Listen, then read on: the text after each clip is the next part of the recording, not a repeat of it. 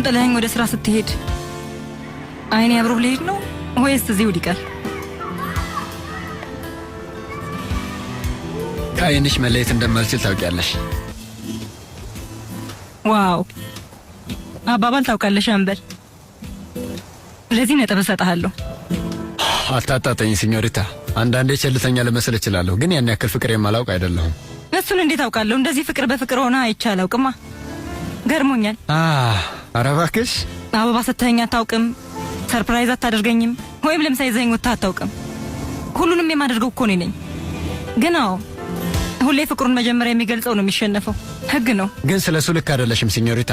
ለምሳሌ ዛሬ ጧት ቤት መተሻል ነበር እንዴ? እሱ ያለፈ ነው።